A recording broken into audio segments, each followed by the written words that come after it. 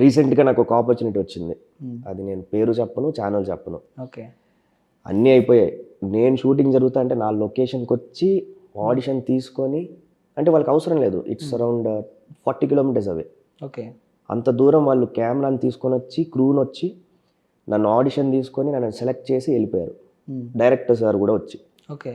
All selected. But ఆ high command నుంచి ఏమొచ్చింది, వద్దు, let me take other guys అని. ఇక్కడ హైకమాండ్ అంటే ఏంటి, ప్రొడ్యూసర్సా? కాదు, ప్రొడ్యూసర్స్ కూడా మన వాళ్ళే బ్రో. వాళ్ళు కూడా పాపం చాలా, హైకమాండ్ అంటే ఉంటుంది కదా, ఈపీస్ అనో లేకపోతే ఛానల్స్ అనో. సో అంటే వాళ్ళ తప్పు కూడా లేదు, బట్ ద సిస్టమ్ అలా అయిపోయింది. ఇప్పుడు వాళ్ళ తప్పు పట్టలేం బ్రో, ఎందుకంటే వాళ్ళు కూడా ఒక సిస్టంలో అట్లా వెళ్ళిపోతుంది. రైట్ నౌ మేబీ కౌశిక్ అన్న is also doing a lot.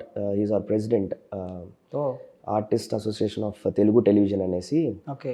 So ఒక అసోసియేషన్, మా అసోసియేషన్ లాగా ఇప్పుడు ఎగ్జాక్ట్లీ సీరియల్ కూడా పెడుతున్నారు తెలుగు టెలివిజన్. ఓకే. దీనివల్ల ఏమన్నా యూజ్ అయ్యే ఛాన్సెస్ ఉన్నాయి ఇప్పుడు సీరియల్ అంటే మన తెలుగు వాళ్ళకి పర్టికులర్గా? యాక్చువల్లీ ఆ మెయిన్ కాన్సెప్టే అదే, మన వాళ్ళకి మన వాళ్ళ కోసం ఒకటి ఉండాలి అనేసి.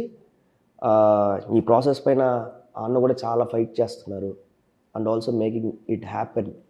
వస్తున్నాయి, మంచి రోజులు వస్తున్నాయి.